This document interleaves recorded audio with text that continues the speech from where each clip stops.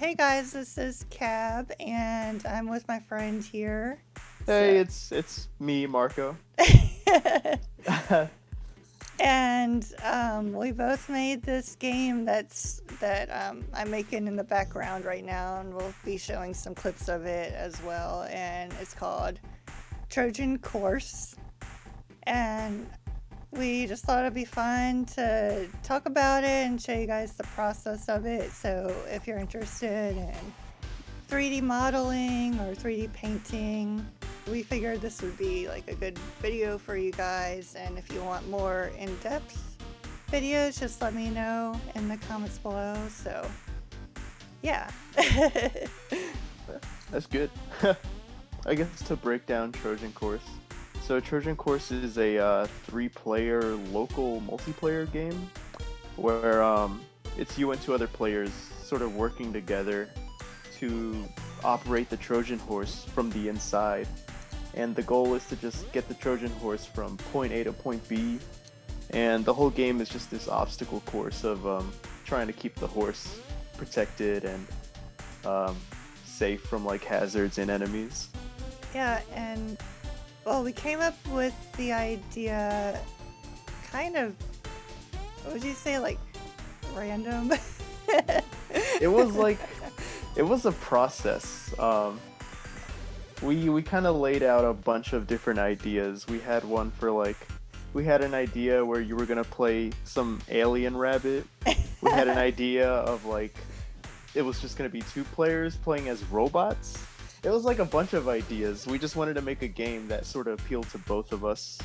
Um, I think at the beginning, I was like, I want to make, I want to make like a physics-based game, and you were like, you want to animate and model animals. And so Yeah. we were like, yeah, how do we combine the two?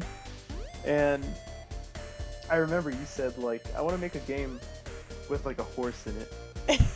And I was like, yeah. And then I don't know how, Yeah. I don't know how it ended up being the Trojan horse specifically, Yeah, I but think it was like, so we had a category where we had to come up with experimental games, and the first game that came up in my mind was like Quap, where you manually controlled that horse, and I was like, that would be interesting controls. And then you were coming up with like a racing game, so then we were thinking, why don't we do something with Quap, but like it's a multiplayer race game, and then that just kind of turned into the Trojan horse.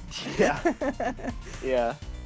I mean, it's a fun process, you know. It's like I don't know how to describe it. It was just really weird. Like it was like Yeah. from the beginning, it was never like this is the game. This is what it's gonna be. Like it just kept evolving with every week. Yeah, we had like we started off with different categories that our professor asked us to do, and we were more, I forgot what they were. Do you remember? Um. Oh, geez. Categories. Like maybe like Oh, platform or yeah, yeah. adventure or something like that, and then one of them was experimental, and I think we both really wanted to do experimental. Yeah, it was like he said make a list where it's like make a game you want to make. No, no, no. It's like he said pitch an idea for a game you would love to make, a game you'd hate to make, an experimental game. Oh yeah. Um, yeah, I can't remember the others, but this ended up being our experimental. Yeah. What was the most frustrating part, and what was the most fun part of making the game? Uh, the worst, the worst part of making this for me was I think the physics, surprisingly, because I wanted to make a physics-based game, but the problem with I think working on the physics was only hard because we were involving like a vehicle in there. Yeah. Um, like I wanted physics to play a part, but like at the same time, physics can easily break the game and not make things work. Yeah, they Because can. yeah, it's like when you make physics a core part of a game, it adds a lot of randomness to it, and so we had to balance like how much of the game is skill and how much of it is chance. Yeah. Yeah, balancing the mechanics was really difficult. But it's also really fun to see them work too, like when you're successful at it. Yeah, there's so much like content we cut, like in terms of code and mechanics. We still have all the scripts for like the stealth and I don't know, it was a lot. Like there's so many scripts in there that we don't use Yeah. because the game just kept changing. So, did you say your favorite part? Oh, my favorite part? Yeah. Um, Oh, and sure. I'm trying to think. What was my favorite? Honestly, I think my favorite part was like bringing in the assets to the game. Like like once you had the enemies and the characters brought in, there was something really satisfying about like getting their animations to work, cuz like working on the game is fun, but because I don't know how to animate and I don't know how to model, it's just blocks and default textures. Yeah. So like once the art assets actually come in, it's like the game just comes to life and it's really satisfying. Yeah, I think that was satisfying for me too. Like, of course, the worst part for me was the stupid That was animations. terrible. So, what happened was I had to animate, like, how many characters do we have? Like, even the ones that we cut too. Yeah, we 4 or 5 characters, maybe even more than that. I had to animate them at least 5 times because, like, I rigged them more than that too.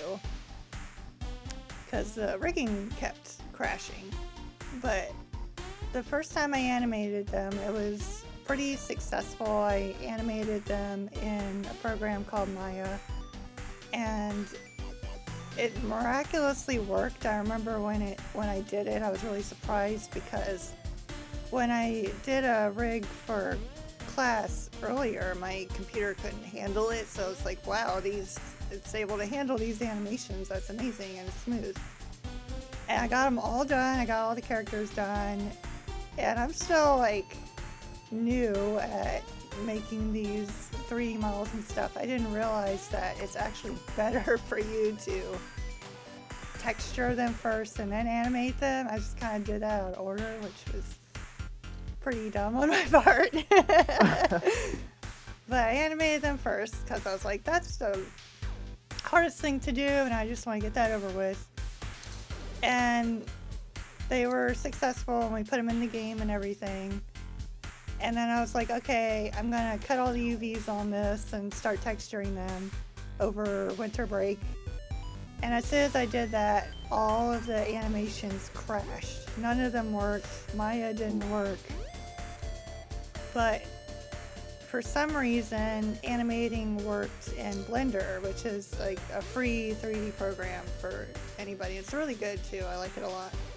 So I had to reanimate them again, plus additional characters, and re-rig them again. And it all worked in Blender, but then when we imported them into Unity, it distorted everything, so then I had to animate them again. And this time we were like running out of time, so I had to cut out a couple more characters too. But yeah, I just felt like I was doing that the entire time. we still have all the super busted animations in the game. Yeah. Like, it's really funny that like they just exist in the files because they're really scary to look at. They really distort to an absurd. I don't know. It's really weird. They like get all stretched out and buggy. Yeah, I might record that and show it. I still have the one I recorded of like his limbs being all stretched out. But yeah, my favorite part would be I would say the modeling and the texturing, because even though it's my first time, everything was done right, like according to plan, and it was really satisfying to do and to look at and be like, oh, I can actually do this and make it look kind of good. Not in terms of working on the game, but like with the game and its ideas itself. Is there anything you would have liked to have done differently with the? Here, let me rephrase that. Yeah. Like with the way the game turned out, is there anything you think? Let me change my question. No, I can't. I can't word this question. I think I understand. Like, do you Like, think... I don't want to ask like what would you have done differently. I want to ask like, is there something in the game you would have changed or liked to have seen? That's a good question. Maybe like more NPC interactions. Like, we didn't get to add the stealth in, but it would have been interesting to add that in, and just give like a little more to the NPCs. Like maybe they're sleeping and you can't wake them up, or something like that. Oh man, and we actually had it working too. We had the horse, like, if it was bumping into stuff too hard, and the stealth meter would like go out of whack. Yeah. I wish I had implemented more like environmental interactions. Yeah. 'Cause a lot of the interacting in the game is like with enemies and like the horse hitting hazards, but I did want a little more of like, oh, players can like hit this button and it does a thing or something. Like, I know in the game, you can get out and like attack the enemies and break up the logs and stuff like that too. So yeah, maybe like more of that as well. Like, maybe somebody could go out, I don't know, and like break a ledge or something before the horse comes to it and like hits his head on it. Yeah. I feel really good that we were the only group to have made a 3D game. Yeah, that is true. Yeah. Like, it could have been 2D, but I like 3D.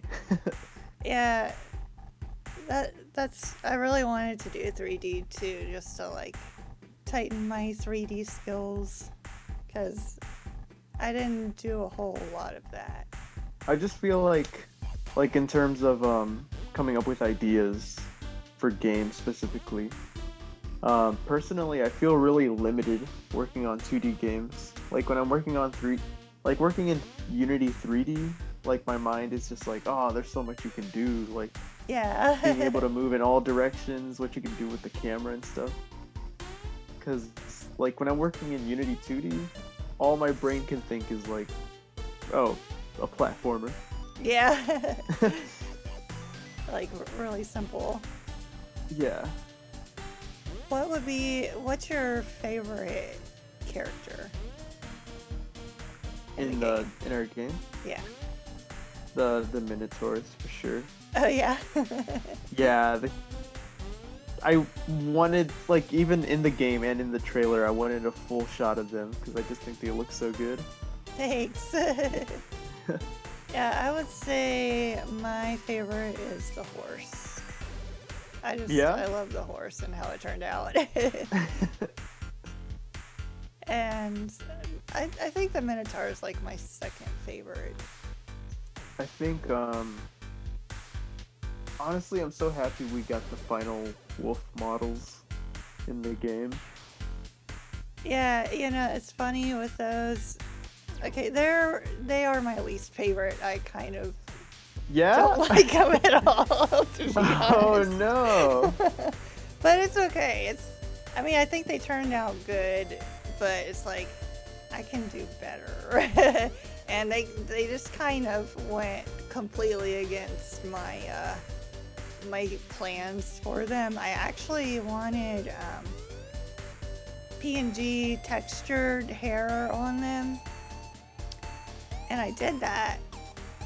And boy, did it slow it down to like 1 frame per second. Broke the game. Yeah, and it would not weight paint properly to the rig too. So it's like I would do it all, even connect the hair to the body to where it's one model. It still would have like hair floating while the animation was going. It's like, you know man. what? I'm just cutting out the hair. I have literally 2 days left to get this wolf done.